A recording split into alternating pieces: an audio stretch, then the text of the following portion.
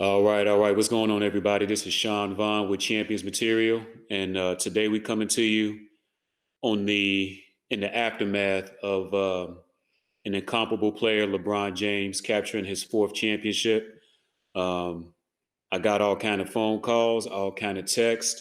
What does this mean for his legacy? What are we looking at with LeBron as a top 10 player? LeBron James, in my opinion, was a top 10 player after his second championship with Miami. We're talking over 7 years ago. So that just tells you that you have LeBron James is the most polarizing basketball player of my lifetime.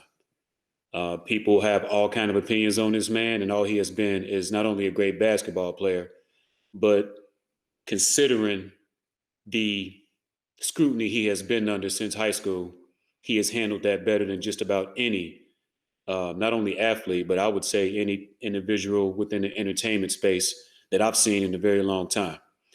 So we're going to dive into all things, not only just LeBron, not only the circumstances in which he just captured his fourth championship, but of course, everywhere you turn on social, podcasts, radio, debate shows, Stephen A., everybody, it's LeBron versus MJ.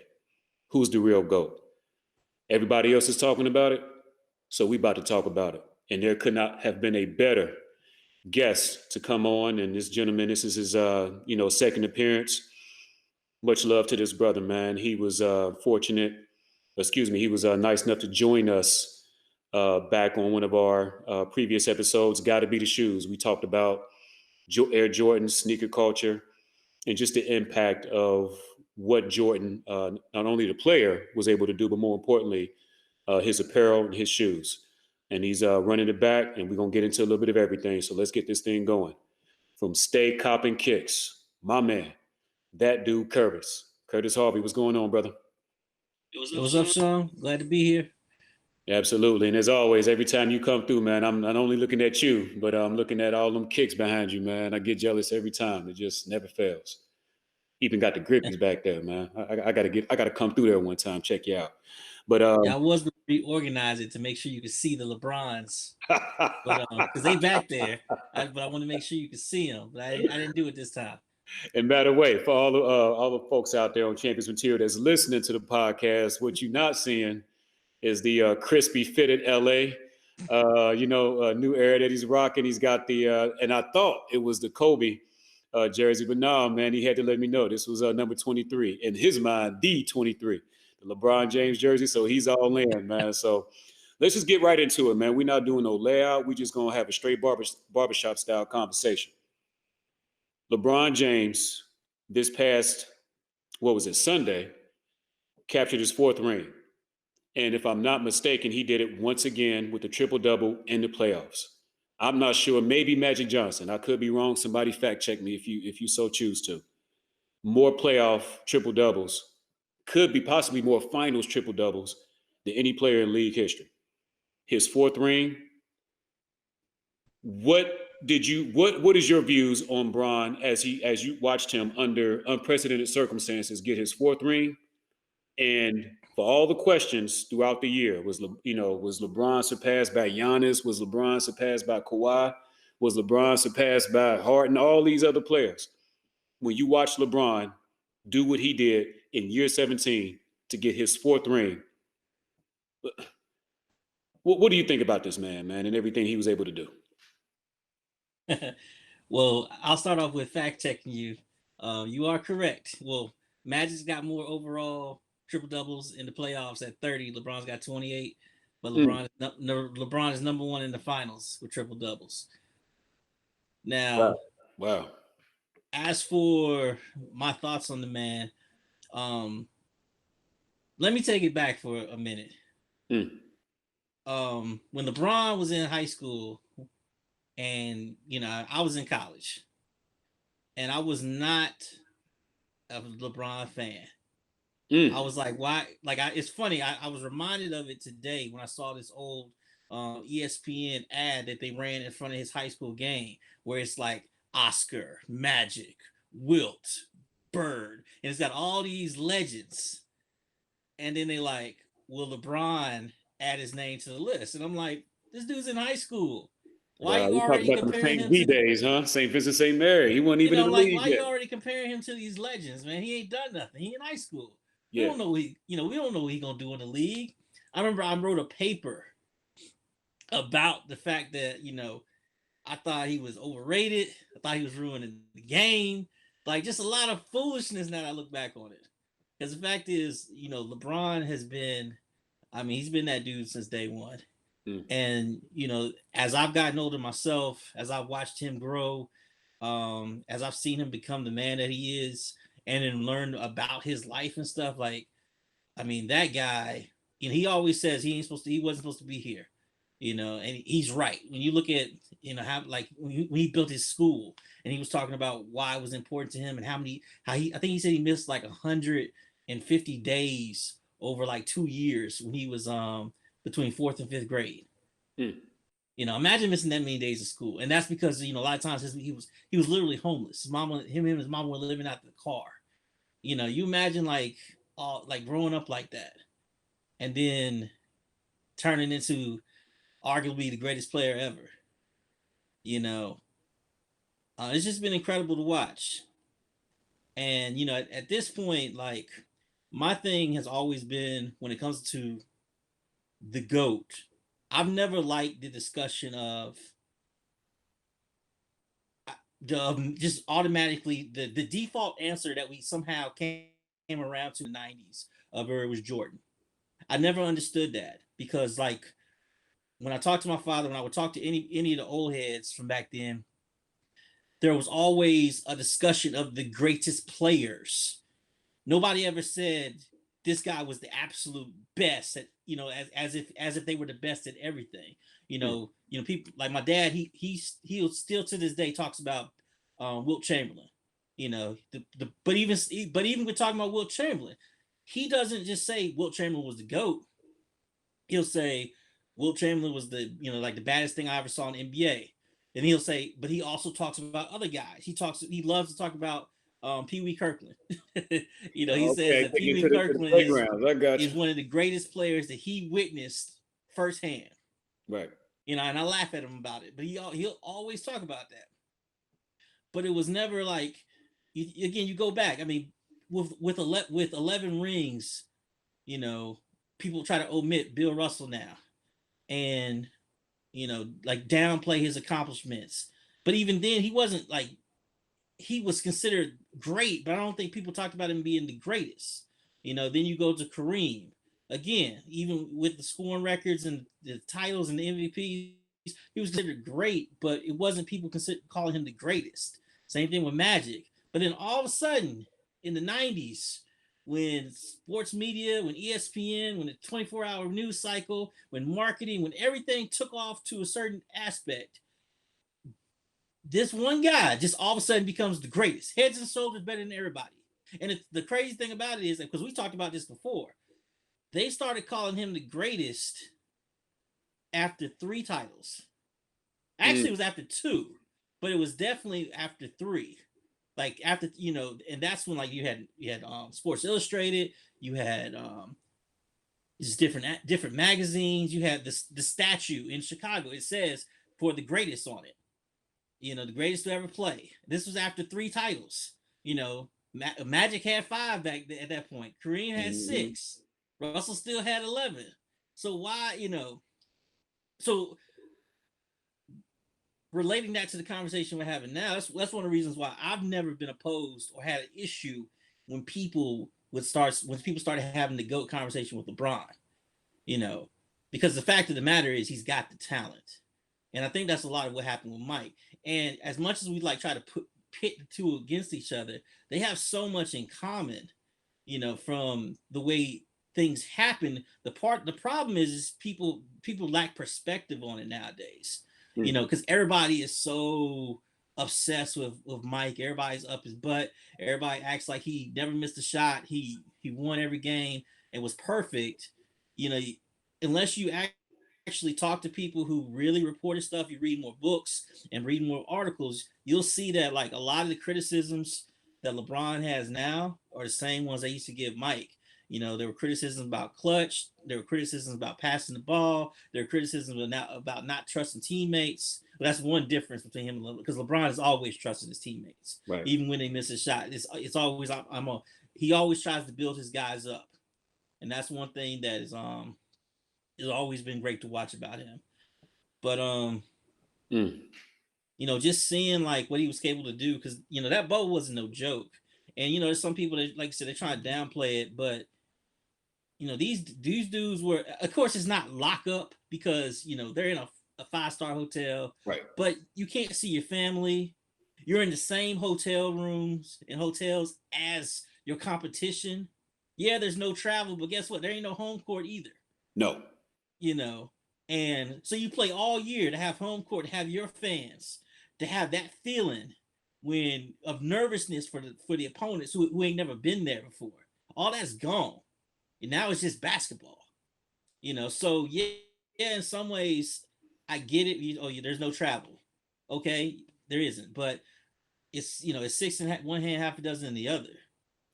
And like I said, what he was able to do, because we saw the Clippers, the team everybody picked all year, they fell apart in the bubble. Paul George talking about his depression in there, and then getting over that, and then the Clippers acting like they've been acting like they the champs since day one, since they got Kawhi. And I love Kawhi, but them guys didn't show up. It's in Game 7. That was some of the worst. That was about one of the worst Game 7 performances I've ever seen of a top tier player. It's crazy, man. And you know what? And especially watching how so many other teams crumbled. And again, before we even go anywhere else, this has got to be said. Much respect to Jimmy Butler, a guy that for the last several years, especially with how things ended in Chicago, what went down in Minnesota, what went down in Philly, he had a reputation for basically being, and we're just being polite about it, difficult.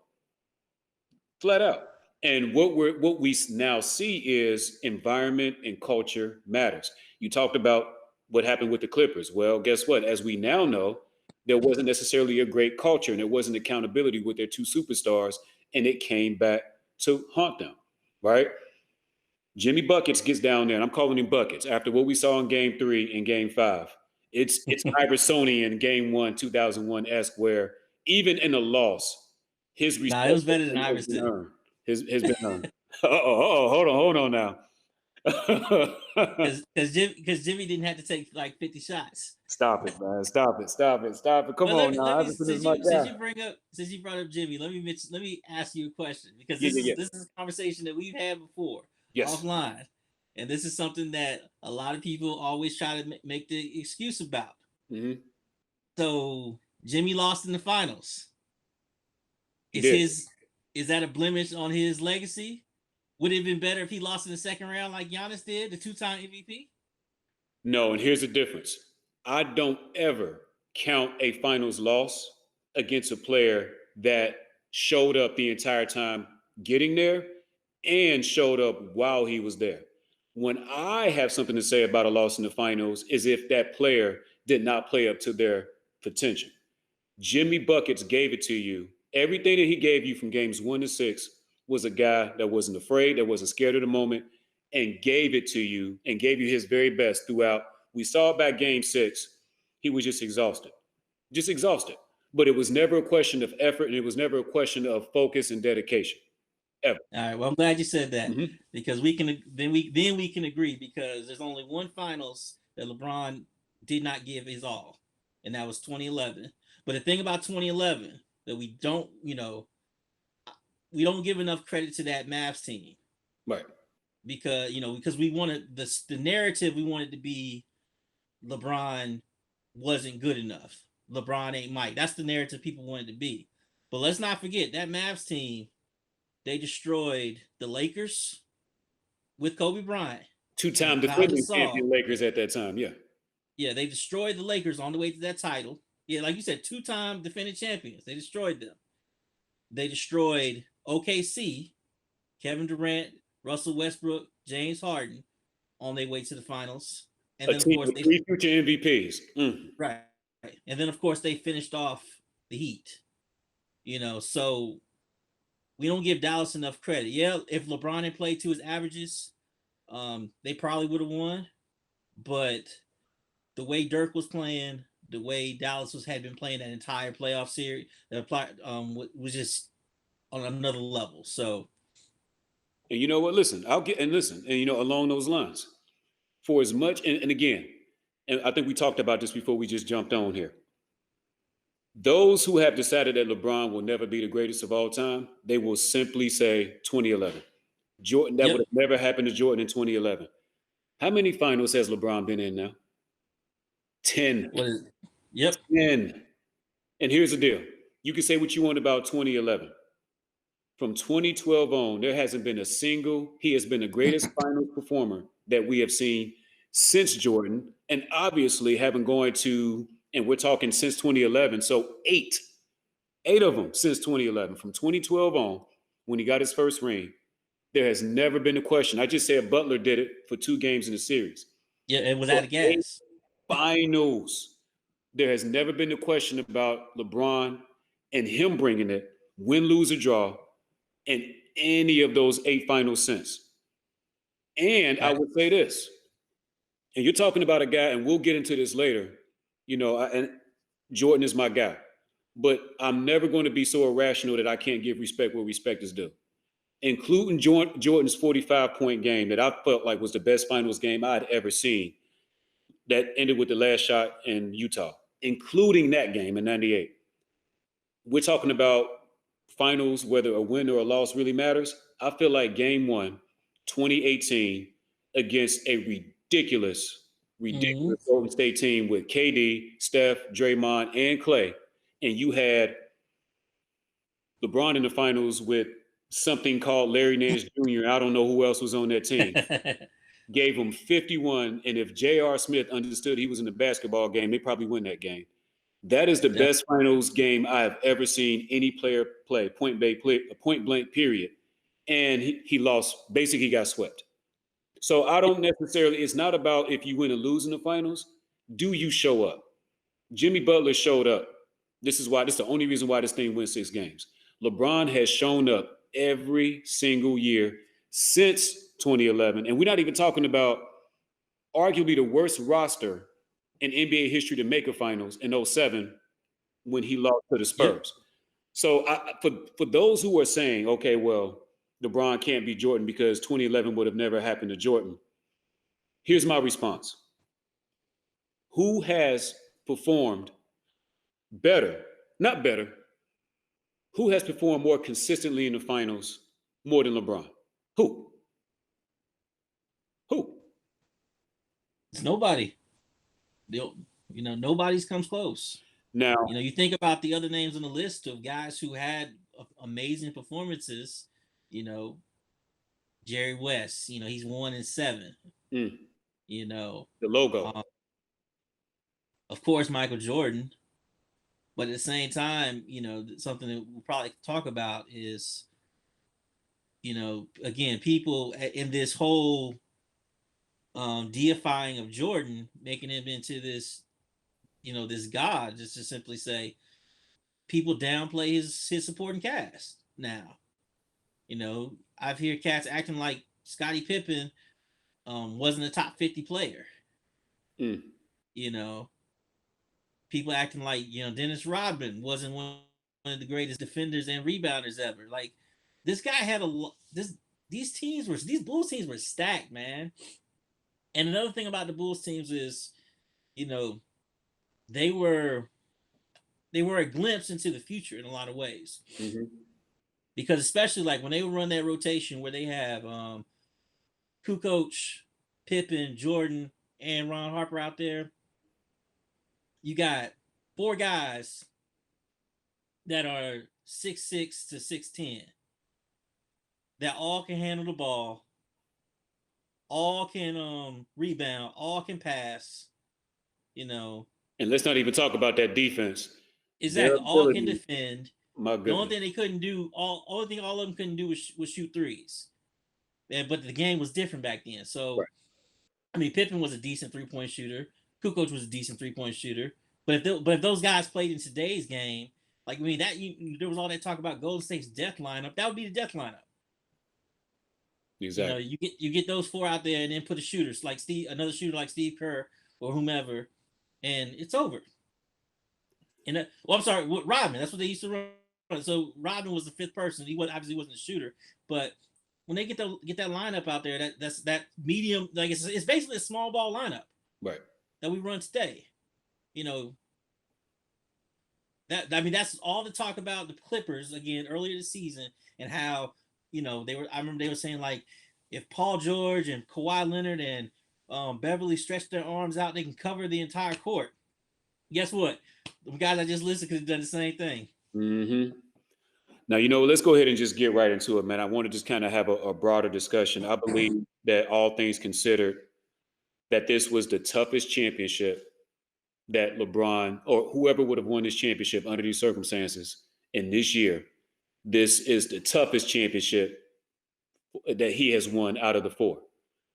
I don't think there's any debate with anyone that the most important one was in 2016, down 3-1, the comeback for Cleveland. It had been over 50 years since that city had won any type of championship whatsoever. His hometown is like 45 minutes, outside of Cleveland. So the importance of ring number 3 and how it cemented him as the greatest small forward of all time. And now there was no debate as far as him being one of the greatest players of all time after that one. It's the most important. Now, my question for you would be this. This man will go into next season as the best player in the NBA. Is that an accurate statement? He should go in every season with that. Come on, man. He will go into year 18 as the best player in the league. The history of basketball tells you get basically past your 10th season, particularly if you're a guard. But just at any position, you get past your 10th season, you start to slow down. I'm not saying he's 2013 LeBron, which I believe is the best LeBron I ever saw. But he ain't far from it. How much longer can we actually expect this man to play as either the best player or arguably the best player in the league? Like, we've never seen this. With all due respect to Karl Malone and Kareem Abdul-Jabbar, which are names that I hear brought up as far as their longevity and still being, great players. Karl Malone was not a great player in year 18. He wasn't. Kareem Abdul-Jabbar's career was extended. As great of a player as he is, I have him as my third, greatest player of all time. His career was extended when it became more of Magic's team officially. No player in NBA history has played this long and been at this level. What makes LeBron different? Man, he's just a different beast, man, altogether.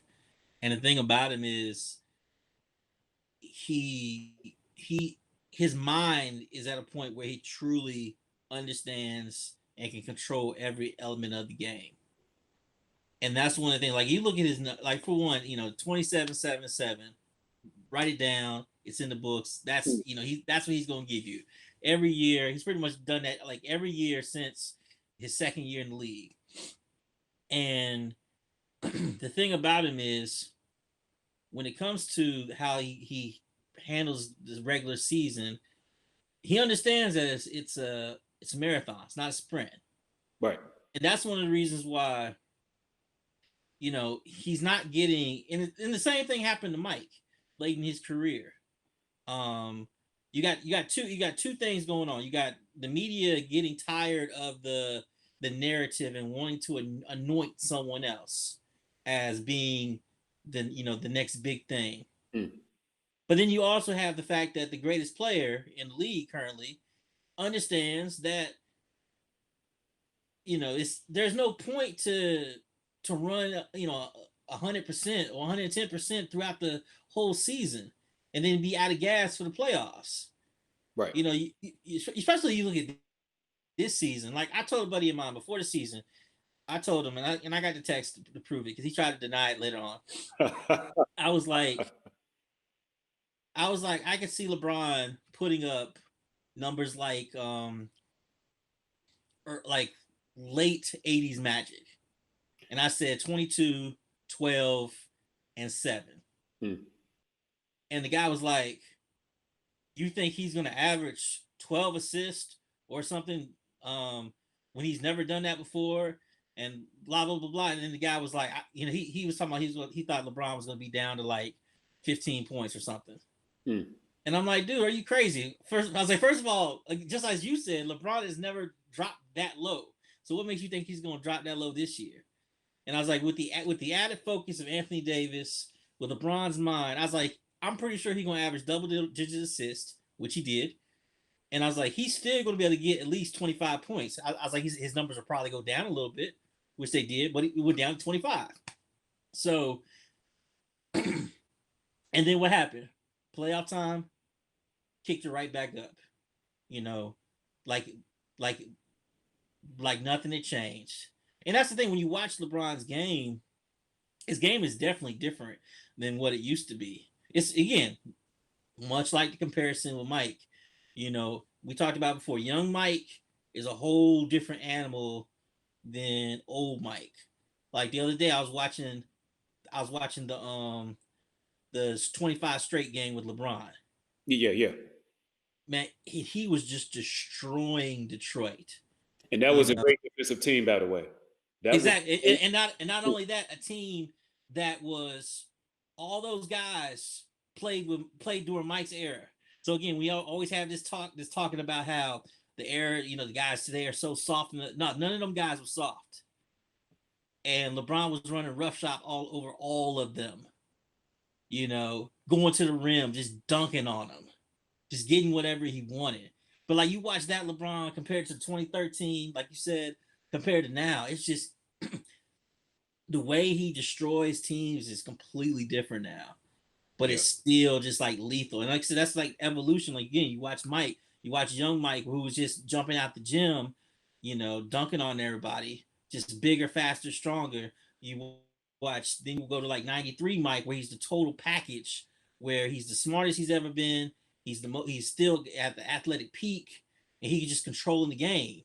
And then you look at older Mike, who not as athletic, but he knows how to get to his spots. He's going to get to his spots. Mm-hmm. He'll take his shots. That's what he does. And he just breaks you down like that. And he saves what he's got so he can make those defenses. Because you again, just like LeBron, you watch these guys, man. And like we talk about, let's look at, I think it was game 3 of the finals. Okay. I was on Twitter while I was watching the game, and a lot of people kept saying, "What's wrong with LeBron? It looked like something's wrong. It looks like he looked like he's disengaged. It's like he don't care." And I kept saying to myself, like, nah, it's not that. What he's doing is he's trying to get his teammates involved in this series, in this game, because he knows he can get his buckets anytime he wants to, anytime he needs to. But they're not going to win with just him getting his buckets. And then when the game started getting out of hand in that game 3, what happens? LeBron puts on a run basically by himself, where he scores. I think he scored like 10 straight or something like that. Mm-hmm. And then from there, those guys that he had been trying to get buckets the whole time, now they're in the flow of the offense as well. And then those shots that he's been getting them are more open, because now there's more attention on him, and they're making them. And that's just the thing that's always been about LeBron is, he's always been a team first guy. And that's one of the things I love about him. I love everything about the way he plays the game. Like I said, when I first heard about him in high school, I was a hater. I'm gonna go ahead and say it. But then once I started watching the man play for real, I was still kind of a hater, because I was like, I'll stand by the fact that Carmelo Anthony should have won Rookie of the Year. Okay, but, yeah. And saying that right now, you're like, wait, what? But when you think back, so for those out there who watched in 03, Carmelo Anthony, and I'm with you on that. You understood. I felt like LeBron's ceiling was ultimately higher after what I saw, but just based on performance, Carmelo Anthony definitely should have been Rookie of the Year. So I'm with you. Because everybody always talks about it's all about winning.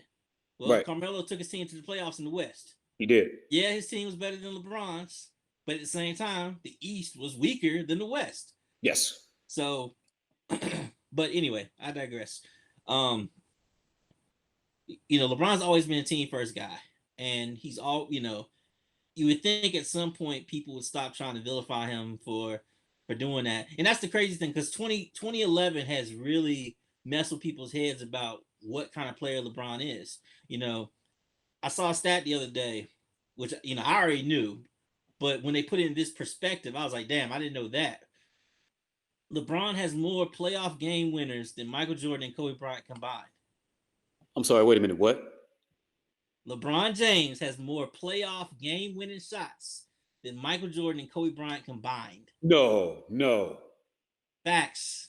Come on, man. He's got more playoff game winners. He's But you know actually what? got more. He's actually got more regular season game winners as well. But it ain't combined in the regular season. But in the playoffs, like LeBron's been doing it, man. You know, so you combine like the game winners, the game with 25 straight, the block. I mean, LeBron got so many clutch moments. Like we don't even talk about the block on Tiago Splitter no more. In that Spurs Mm. series, Yeah, yeah. In 2013, that really you turned know, around. Let him. everybody making a big deal about that Bam Adebayo block the other day. LeBron basically did that on a bigger dude. Yeah, on the bigger stage, right? On the final stage. Not You just know what I'm saying? the So That's crazy. like, Okay, so you sitting here saying that. I'm sorry, like I've heard everything you've said since, but when you said a moment ago that LeBron in the playoffs, again, we talked about him not necessarily being clutch, and people just want to just harp on that 2011, like that's the only time this man has ever played in, any playoff games. But you said he had more playoff buzzer beaters. So we're talking about like obviously the ultimate clutch situation when it really matters. Then Jordan and Kobe, rest in peace, combined. And initially when exactly. you said that, like I just real time reaction, I'm like, come on, that's it. But now that I think about it, he has played more, I think, more playoff games than anybody. And I've Yes. talked about, we highlighted about the 10 NBA finals. And just Toronto alone, he might have 3 or 4 game by buzzer beaters to knock Toronto, the Raptors, poor Raptors. Luckily, they got their title with Kawhi last year, but he might have knocked them out of the playoffs or beat them more times on buzzer beaters than anybody. So the questions about LeBron being clutch, I think that, and again, this is not career, as far as winning, because obviously Bill Russell occupies a space that will never be approached by the modern NBA as far as just winning. But when you're saying just total career, I believe that what we saw on Sunday establishes LeBron James as having the best, not college and pro. I'm saying pro NBA career. When you talk about if you take everything into account, longevity, him being recognized as not as the best player, 1 A as the best player in the league, he's done that long for a longer period of time than anyone. His outside of 2011, his not only finals but his playoff performances over a ridiculously long period of time. We started this part of the conversation with saying that this man is going to go into his 18th season as the best player in the league. We're just not going to see this again, man. And you know what? I've waited long enough. Let's just go ahead and get right into it. LeBron, Ramon James, Michael, Jeffrey Jordan. I'll just start with this.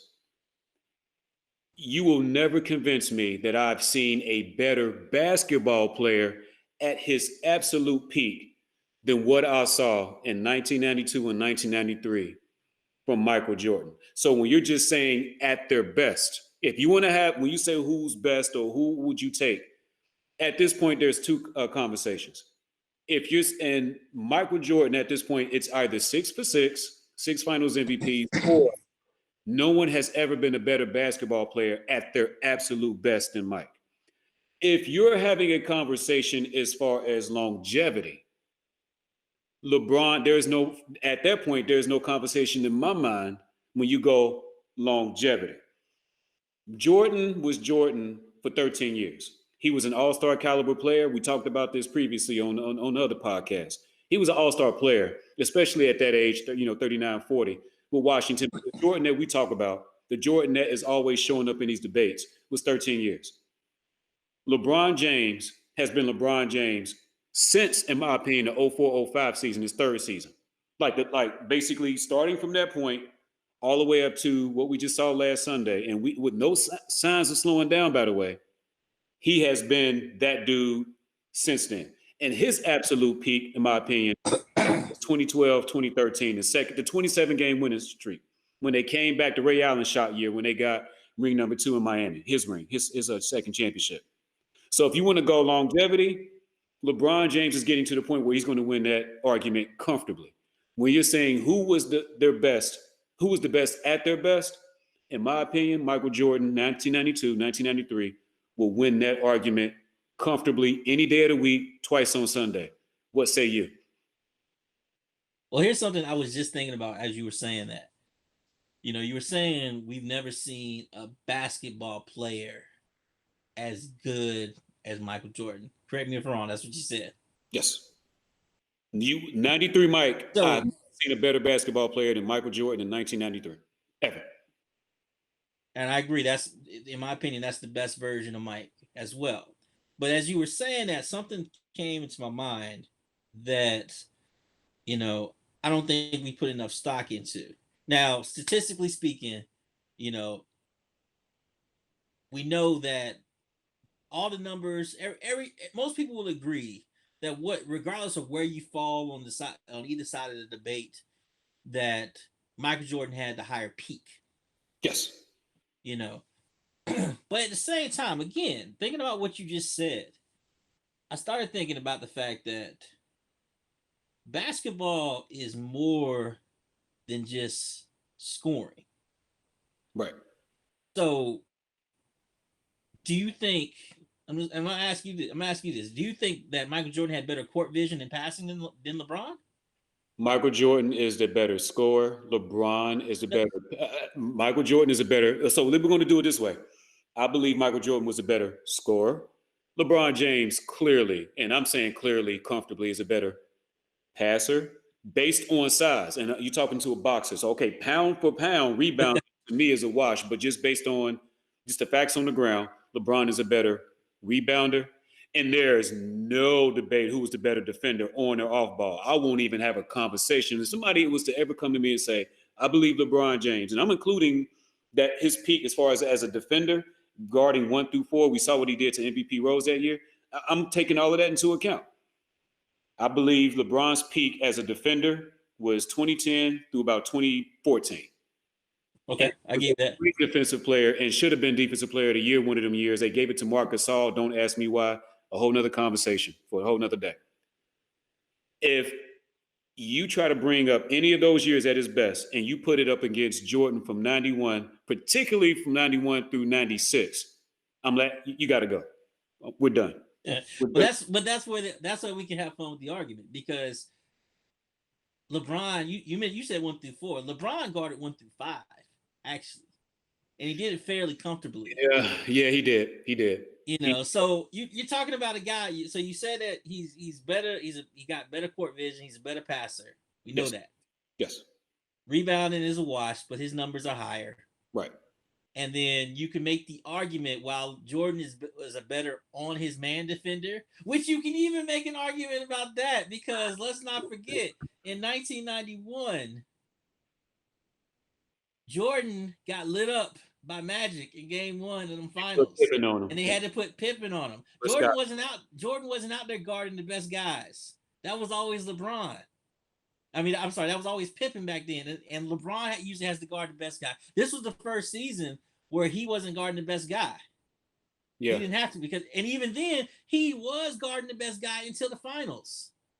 In the finals is when Anthony Davis started guarding Jimmy Butler some of the time. But in the previous series, Murray is the one who lit up the Clippers. And what happened when they played the Lakers? LeBron said, "I'm gonna wipe him out." We go back to 2011. Everybody, again, 2011 finals was a bad showing, but everything up to that, LeBron's the one who erased Derrick Rose. The fake MVP. So I mean, here's the thing. Like I said, I will always say, and right now, nothing has changed my mind. And maybe if I keep thinking about it, I keep looking at stuff, it might change one day. I'll always say that Lord Jordan had the better peak. But when I think about the totality of what makes a great basketball player, I think there is an argument that you could say that if you're talking about a total basketball player, LeBron was the total. He's the total package. Again, you said Jordan was a better scorer. We can't deny that, but let's not act like that LeBron was Harold Miner or something. I mean, he's still, like I said, 27-7-7. You know, That all the man is time. going to end up, this is crazy, his longevity, and again, the greatest NBA career. I'm not saying college because obviously at that point it's either Russell or Jabbar, and there's no conversation if you want to combine college and pro, Russell or Jabbar.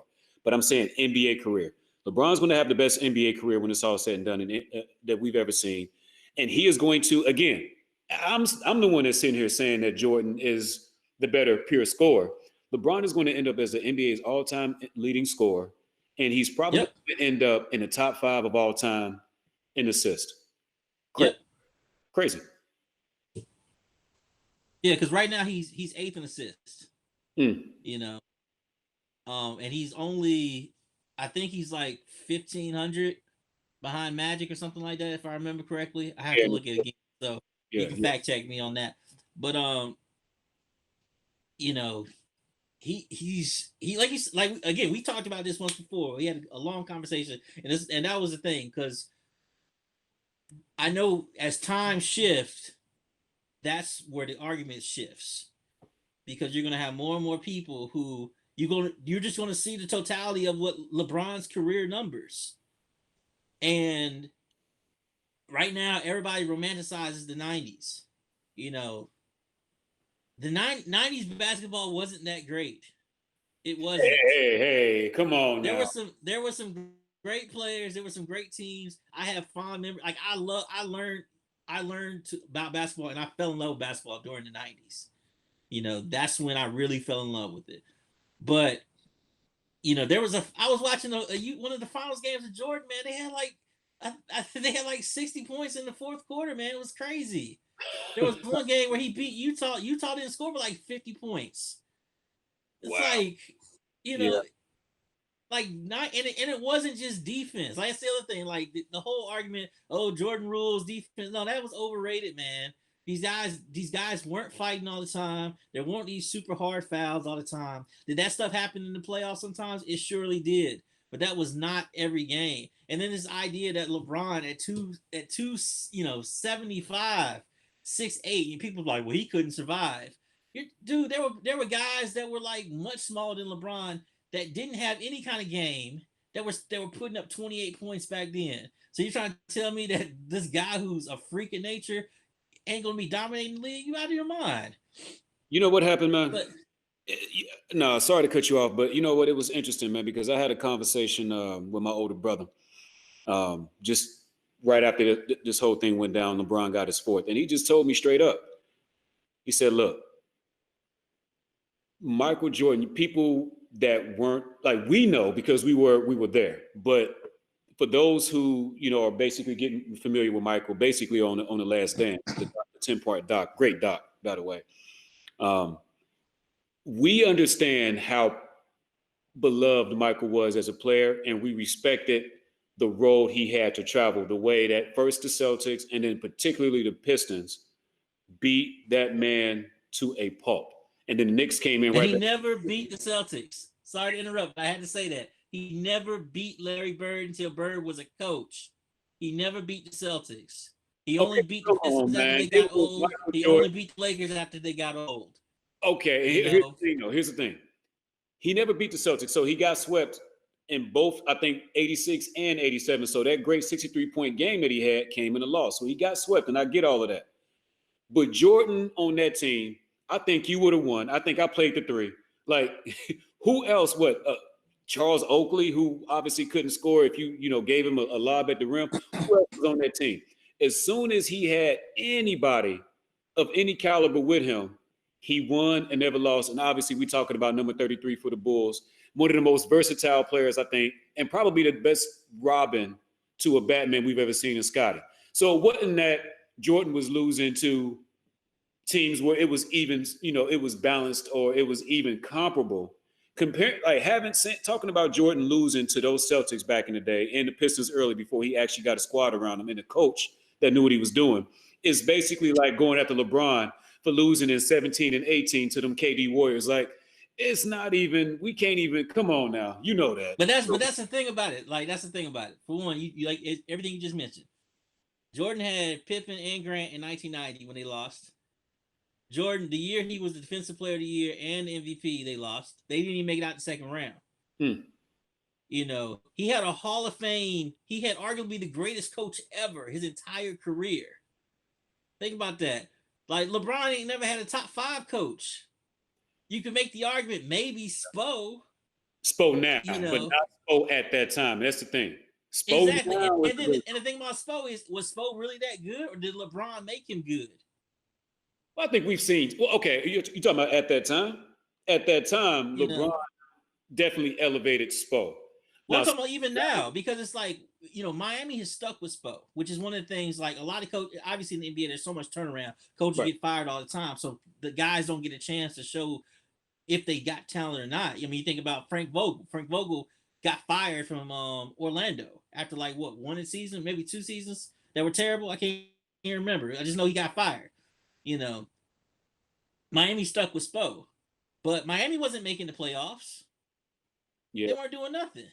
Because after that championship, You know, after way, Shaq, got shipped out of town, and they didn't make the playoffs for the next. Or if they did, they were, one and done, like one round and done for the next several years. yeah, like after LeBron left, they hadn't made the playoffs until this year. Right. You know, so again, was Spo really that great of a coach, or was it he had the greatest player in the league at that time? You know what, And the man? thing, you know, I mean, we're not gonna put Ty Lue on anybody's Mount Rushmore. The only thing he's known for is getting stepped over by Iverson.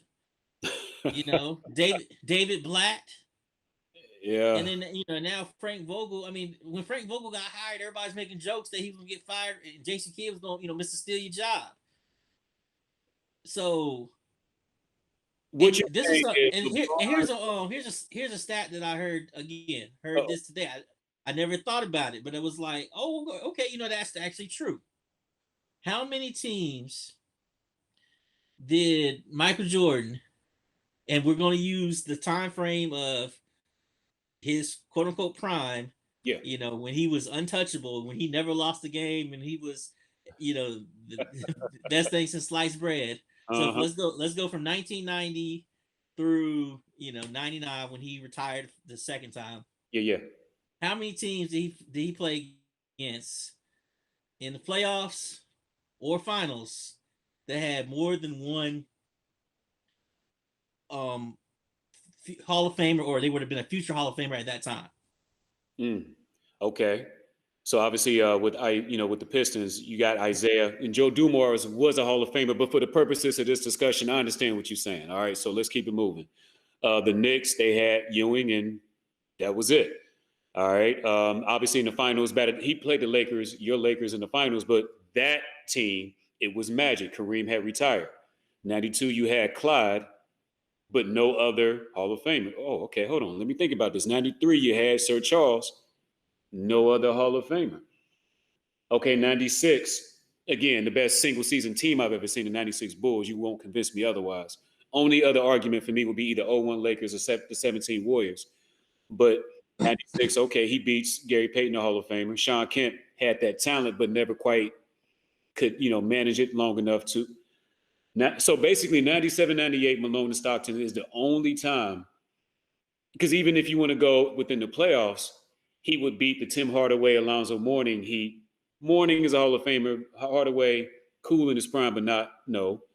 And then probably his toughest series, period, during his entire championship run, including the finals, was those Pacers in '98, and they had Reggie, and they had a tough team, behind Reggie, but Reggie was it as far as Hall of Famer. So if you're talking about who he beat, as far as Hall of Fame caliber talent, I can't, outside of Malone and Stockton, those back-to-back years in '97 and '98, I can't think of another team. You got me.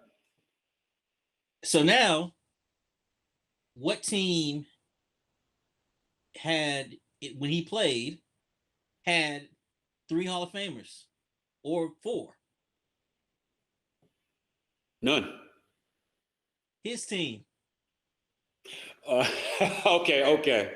Yeah, because he had, So okay, so in the first run, there was 2 Hall of Famers in the first run. Obviously, it was him and Scotty the first time around. As much as I love Horace, and you're not and having that. um Say what now? and Phil. and Phil. as a coach. And then, the second go around, he had Scotty and Dennis, who obviously is a Hall of Famer, and Phil. So what you're basically saying is Mike, for all the love that we give him, if we keeping it real, he had the advantage each and every time out. And then I know where you're going. If we go over to LeBron, okay, LeBron had to overcome the big three in Boston, right? And it probably the Mm-hmm. most important game of his entire career. I still think Game 6, Boston, 2012. They after what had happened in 2011, if they lose that game in Boston, no matter how well he plays, if they lose that game, they might break up the big three.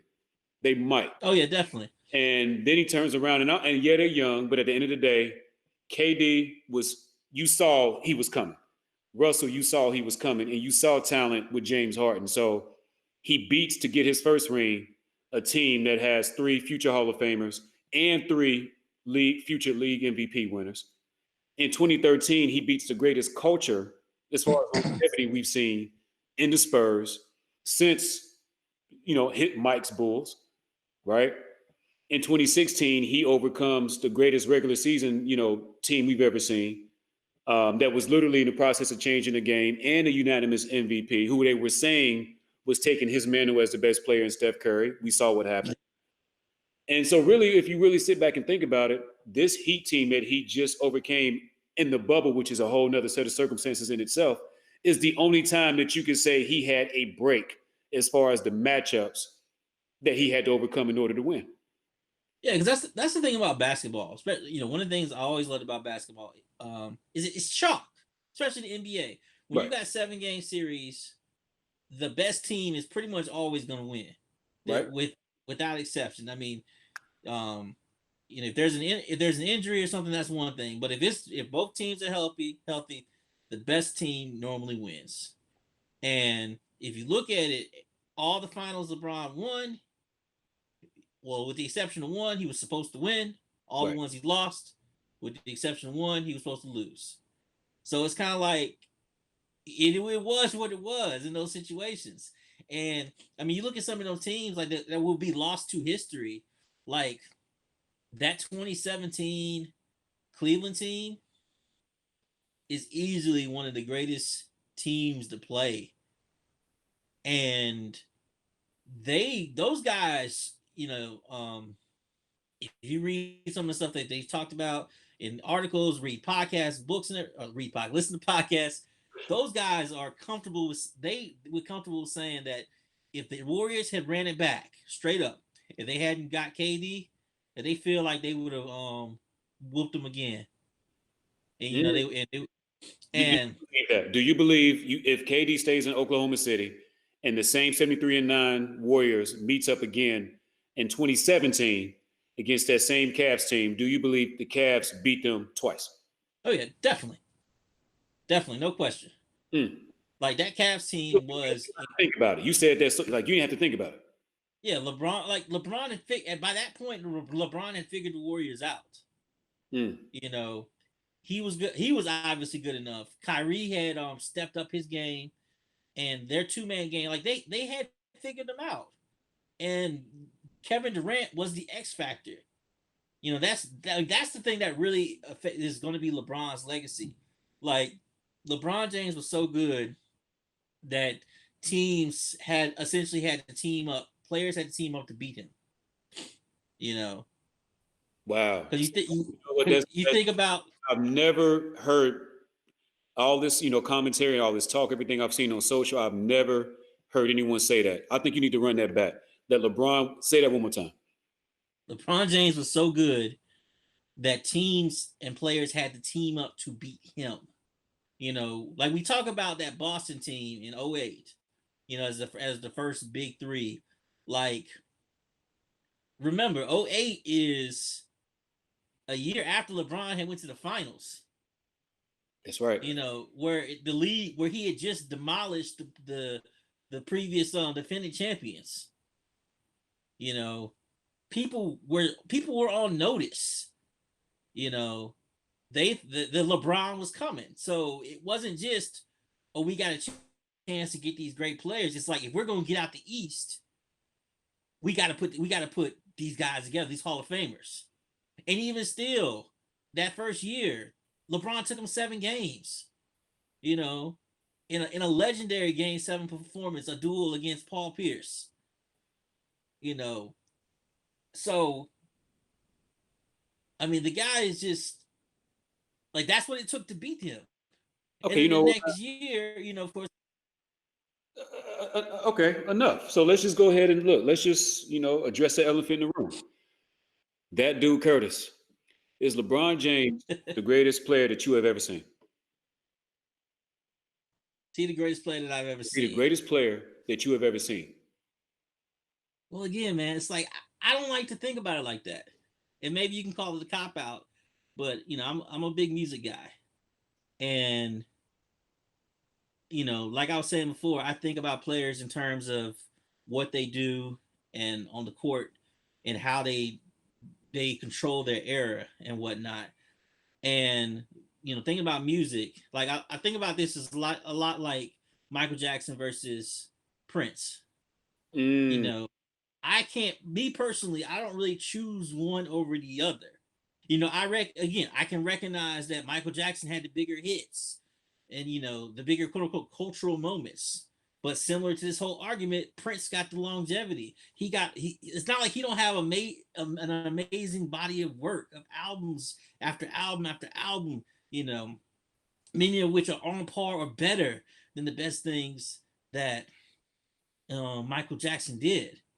So for me, like this, like that's one of the best comparisons because like I love LeBron, I love Michael Jordan, you know, and on different days of the week,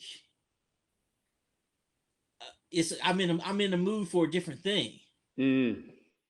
So like I was saying earlier, when I you know if I'm just thinking about peak, my mind automatically defaults to Michael Jordan. But then at the same time, like we were just talking about, as I was talking it out in my head, I was like, well, LeBron was a guy who could defend 1 through 5, who got better court vision in his peak, and is just arguably just as good a scorer. So is he really not? Is he really not a better basketball player? Because basketball ain't just scoring. Right. You know, I mean, we can make the argument about leadership. Everybody's got a different mindset. Some people the fans on the outside looking in always love the drill sergeant, but nobody in their real life wants to work with a drill sergeant. You don't want to work with somebody who's cursing you out every day or trying to bully you and everything like that. So it's like, do I want to work with the dude that's bullying me every day, or the guy who's actually trying to build me up every day? And I was thinking they were talking about Danny Green. When Danny Green missed that shot, the first thing LeBron said was, "Don't worry about it, big fella. I'll pass the ball to you again." Yeah. Okay. You know. I got you. Yeah. No doubt. Here's the thing for me. So, No. No. Okay. Go. No. Go ahead. Finish up what you got. so I was just gonna say, so like, it's just it's a the conversation is gonna go on for a long time. Mm-hmm. And I think really it just comes down, like at this point, we need to stop. We kind of need to stop worrying. And again, maybe this sounds like a cop out answer, but it's kind of like we just need to stop worrying about who's better, just enjoy each other, their greatness. Because again, when I listen to Prince, I'm not thinking about, dang, Michael Jackson could never have done this, or he or the same thing with Michael Jackson. I'm listening to him. I'm not thinking about, man, Prince couldn't touch this album. I'm just thinking about, man, this album, Purple Rain or Sign of the Times is fantastic, or Off the Wall or Thriller is bad. They're just fantastic. That's what I'm thinking about when I'm listening to them. And I think we just need to recognize that, like, these guys, because again, like I was saying, I've never narrowed it down to one person. Even when I did my most recent top 10 greatest list, the top three I put at the time, I had put the three guys who resume, cultural impact, everything, had the chops to be there. It was Mm. Michael Jordan, Bill Russell, and Kareem. Didn't matter to me what order you put them in, as long as those are the three guys who had to be in your top three. If those three guys were in your top three, you were suspect to me. Mm. You know, Mm. because if you're looking at the totality of what basketball is, where it came from, and where it's going, those are the guys who established everything. Like you don't have an argument you against those guys. You know, like I said, Bill Russell dominated the league when he dominated it. You Right. know, we talk about Michael Jordan's. I mean, the best way I've heard Bill Russell described is imagine everything Michael Jordan did on the offensive end, but now it's defense. You Ooh, know, okay. I hear you. that's how cold. That's how cold Russell was. Yeah. You know, and in terms of he was just just as much killer as Mike, and just as much about the team as LeBron. Because he never worried about stats, and even now, that's why Bill Russell, when they talk to him, that's part of the reason why he loves LeBron so much, and he doesn't care that they don't celebrate him like he probably deserves. And he probably won't get it until he passes away, and hopefully it won't be anytime soon. Right. Um, is because he was more concerned with doing things for the team. And then, like, let's say you look at Kareem. Kareem got the longevity, but then Kareem got that big gap in his career where it's almost, I think it's 10 years between titles, you know. But he was the best player in the league. You know, he was racking up MVP awards, but he couldn't get to the finals. Kareem still has more regular season MVPs. I think he's still the only one to have 6 regular season MVPs. I Yep. think he still has. He's got 6 regular season MVPs, but he's got 2 finals MVPs, which are, I think they're 15 years apart. Yeah. Think about what you just said when you talk about longevity, right? 2 finals MVPs, 15 years apart. That's crazy. All right. So right now LeBron has definitely moved. I would say I moved him past Kareem into that group with Russell and Jordan. And like who I feel like is the best. I mean, it really just depends on the day of the week, because if like some people judge best with, you got one game to win. Who are you taking? Right. Well, I mean, Bill Russell's the guy who's never lost the elimination game. Goodness gracious. On any level. But then some people say you got it's the last shot of the game. Who do you want to take the shot? Or so if they got to take the shot, I'm kind of like, do I want to, like, again, even though statistically LeBron has hit more game winners, the beauty of LeBron in the in-game situation is he makes the right decision. It doesn't necessarily have to be a shot. It doesn't necessarily have to be a shot for him. So if it's just pure shot, I might say Jordan, because as I talked about earlier, Jordan's specialty was he always got to his spot. There's few guys who are in the history of the game who are as good as getting to their spot and taking a good shot. Like, that's one thing. Like, Kobe Bryant is probably the greatest bad shot taker in the history of the league. No debate in my mind. But those bad shots were his shots. Yes. For some reason he practiced them. Instead of trying to work on just getting, a clean look or clean good looks, he was like, well, I'm gonna get these bad looks, so let me work on making them money shots. So it just really just depends, man. But if I need an all-around effort in a game with everything on the line, as we talked about, there's nobody better than LeBron for an all-around effort, where you need somebody to come through with the the points, come through with the rebounds, come through with the assists, come through with the blocks, and I think he's repeatedly shown that. So, if we're talking about all-around effort, then I think it's got to be LeBron, because even though Jordan's had some amazing all-around games, nobody in the history of the game except for LeBron has ever led both teams in points, rebounds, assists, steals, and blocks in the NBA Finals. I mean, that's LeBron. He's just nobody has the numbers in game sevens. We always celebrate, oh, Jordan never went to game 7 in the finals, blah, blah, blah. Okay, good for him. But like at the same time, when there is a game 7, which happens from time to time, who's got the highest average? Who does the most damage in the game 7s? That's LeBron. Shows up. So, it probably sounds to listeners that I'm going with LeBron on this. And if you want to believe that, that's fine. And I don't have a problem with that. But like I said, it really can go either way. At the end of the day, at this point, in my mind, the guys are so great across the board that you pick who you want. It's your choice, and just enjoy it, man. Because that's the thing. Like at this point, Jordan's he's what 20 almost 20 years retired, man. I know Yeah, he came back. He came out with 2004. He ain't coming back again. done. I know there were rumors a few years ago that he was gonna try to play a game at 50. No, Um, done. but he ain't coming back. There's nothing else he's gonna do Right. for his legacy. It is what it is. But we're still like I don't know how long LeBron's gonna go on. Like we were talking about earlier. I mean, it's year 18. I mean, he's over 50,000 minutes. That's He's great. played an additional 3 seasons just off of playoff games. What did you just say? He's played an additional 3 seasons off of just playoff games. Because remember, he's over at 260 playoff games. You know what? I thought, you know what? That's right. So I always thought your man from the Lakers, D Fish, Derek, had the most. So he done passed Derek He Fisher to just passed Derek Fisher. playoff games.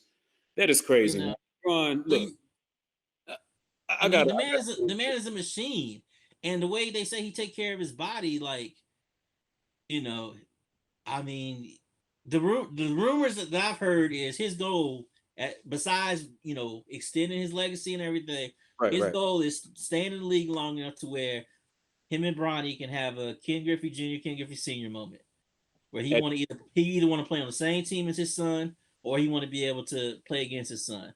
That's But crazy. that's his next goal. That's crazy. And I heard that too. And the first time I heard that, which was I think too, when he came to LA, I heard that rumor. I think your boy Nick Wright was talking about that, and I laughed. I thought it was a joke. I ain't laughing now. I got to get in here. LeBron James. I said it earlier on this podcast. I believe that when it's all said and done, he's going to have the greatest NBA. I'm not talking college. I'm saying just strictly NBA career we've ever seen. I believe he's going to have the longest prime as far as a basketball player playing at a peak where he could be considered, if not the best, 1 or 1A in the league. I think he will. In fact, he's probably already done that, and he certainly will by the time it's all said and done. I believe LeBron James is the greatest all around player in NBA history, scoring, rebounding, assist. And here's the thing that separates him from Magic: defense. I think he's the greatest all around player in NBA history. I will go ahead and say it. I believe it. I don't think it'll ever change.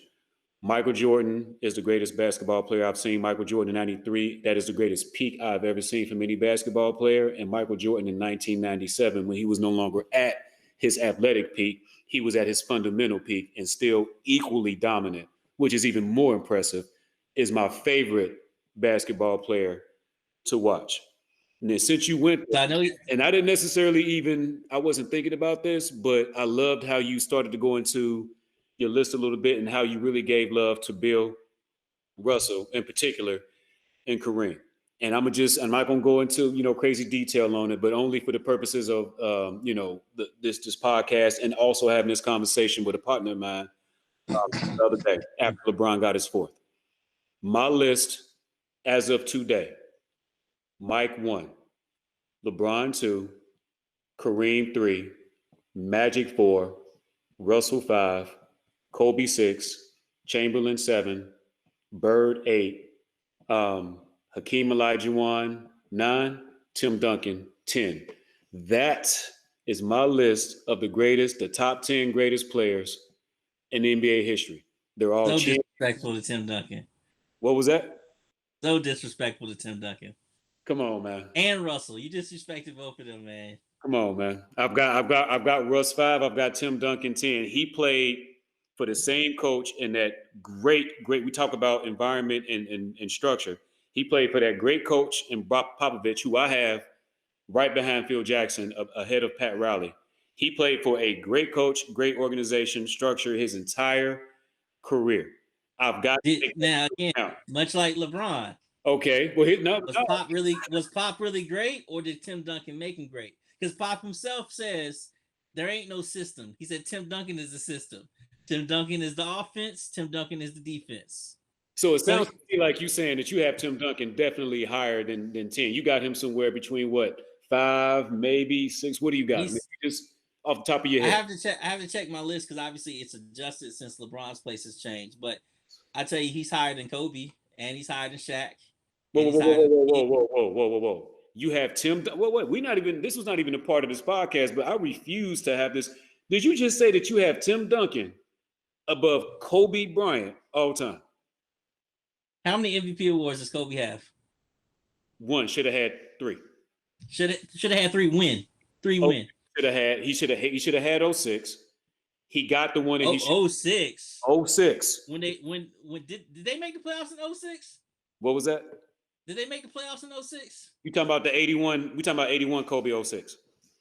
We talking about Kobe. Did Kobe. they make the playoffs, or is that the first round loss? Oh, we talking about the Kobe the second best player, the year that the second best player on this team might have been Smush Parker. I'm literally not like laughing or joking. So he deserves a participation award. Is what you're telling me? Because he didn't deserve 08 when he got it. That should have been Chris Paul. Stop it, man. You know, and he definitely should have got it, in my opinion, in 09, the first LeBron MVP. Yes, I said it. No, definitely not. I have Kobe. To me, I've got Kobe over Tim Duncan all the time. And here's the thing: if you go Tim, I'm not gonna, as much as I respect Kobe, if you were to say Tim Duncan, it's not like I'm gonna sit back and go, come on now. But in my view, Kobe Bryant was a better basketball player than Tim Duncan. In my view, Akeem Olajuwon was, everybody that I mentioned was a better basketball player than Tim. Wrong. Olajuwon gets overrated. And the thing about Olajuwon, he gets overrated for, like, we talk about people getting credit for stuff all the time. I know that we're about to go. We might have to say this for another. Team Olajuwon is overrated. We might have to say this for another pod. Go ahead. We might have to say this for another pod. But here's the thing with Olajuwon. What year did Olajuwon come into the league? 84. Same. 84, right? So what was he doing from 84 to 94? Dominating with inferior teams, including carrying one of them inferior teams into the finals against arguably one of the top 4 teams of all time, the 86 Celtics. And what happened in those finals? Took him 6, Butler style, and just simply ultimately lost to the. You said he was dominating. How many first team All NBAs did he make? We talking Olajuwon. Yeah, during those years. Where participation trophies were still given to Kareem out of respect. No, Kareem wasn't getting the All NBA teams. So that's what I'm saying. So go back and look at that stuff. Olajuwon gets credit for those 2 years that Jordan was gone. That in those playoff runs, were those amazing playoff runs? No doubt. They were incredible. Did he embarrass Tim Duncan? I mean, not Tim Duncan. David Robinson after David Robinson won that MVP award? He certainly did. Did he come back from 3-1 and take out Barkley's Suns? He certainly did. And did he have a great series against Shaq? Yes, he did. And Yo got Penny. Great team. Huh? And Yo got Penny. Yes, he did. And I got Penny. Swept. But again, this is the way the narratives be built up. LeBron and AD were the first teammates since Shaq and Kobe to average 25 and 5, at least 25 and 5 in the finals. Yes. Who did that before? Shaq and Kobe? Shaq and Penny in those finals against Olajuwon. So there's this narrative out there that Olajuwon was just bodying them cats when that wasn't the case. Like, Orlando was in most of those games and arguably should have won at least 2 of them. But we just remember it as a sweep. I'm not saying Olajuwon ain't a great player, but we've somehow taken those 2 years that he had in his career where they were the head and shoulders best team and he looked like the best center, and somehow we've turned that into his entire career. Because what happened in 96? Olajuwon won't doing nothing, right? No, 97. He was still 96 and 97. He was still, if not the top center, he was definitely in the conversation. 98. He wasn't top. He was by wasn't 98 top center in 96 or 97. What was that? I would put Shaq was unquestionably better than him in both of them years. 98, he started going down here even further. And how long did Olajuwon play into what? 2005? 2001. Oh, you sure it was? I thought he played later than that. No, I know he was on 2001, Toronto. he had that one season with the Raptors, and at that point, he was far gone. So 2000, Right. So 2001, basically, he's no longer Elijah Wan. 98, he started to go down. So those last 3 seasons, I will give you that. Those last 3 seasons, so he got basically, the he, of like I Elijah said, Wan. he's done the Elijah most. Wan. He's done the most for 2 years than anybody ever. Where all of a Okay, well then sudden, time out. Okay, well then, where all of a sudden if he's he not in had your 2 top years where he 10, was is he in your incredible. top 20? I want to see how far this disrespect goes. Oh Is no, he's definitely in the top Elijah Wan? 20. He's So in the he's top top 20, 20. no question. Okay, Yeah, all yeah. right. We'll come back to this. I didn't even. He's in the top 20. I just like I would never because again, Tim Duncan won 2 MVP awards in the prime of Shaq and Kobe, back to back. There's only 5 guys that have done that back to back. Yeah. And Tim Duncan did it during Shaq and Kobe's prime. You know, Yeah. he outpaced MVP Shaq for the MVP. Can I ask And you then this? in the playoffs, he's the one who broke the three-peat Lakers. That was Tim Duncan. He broke them and made them come back with the super team. Let me ask you this question. What is the best Tim Duncan you ever saw? The best Tim Duncan at his we had this conversation earlier when we were talking Jordan and Elijah Wan. Peak versus longevity. So you know what? As I'm sitting here listening to you, I have to give it up as far as the longevity going to Duncan. Peak. The best Tim Duncan I ever saw was 03 when both of before his left knee before his knee started to go and he was a one-legged player. When he fully had all his tools, that 03 Duncan was absolutely just ridiculous. He was incredible. He was incredible. Yeah. Now, and that's the thing. Like that team doesn't get enough credit because people always talk about Elijah Wan is the only player to win the title with no all-stars on his team. That's what people say. Right. You know, 03 Duncan should get that same credit because David Robinson was no longer an all-star. You know, people say, "Oh, David Robinson was a team," but no. David Robinson was a shell of his former self, and like you said, that version of Tim Duncan was incredible. Like people don't remember. Like kids go pull up some YouTube videos. There may not be any because when people weren't watching Tim Duncan like that. But Tim Duncan, there was little he couldn't do on the court. All like right. he had handles. He could use them. He didn't need to. That's why they called him the big fundamental. Big fundamental. 03 Duncan.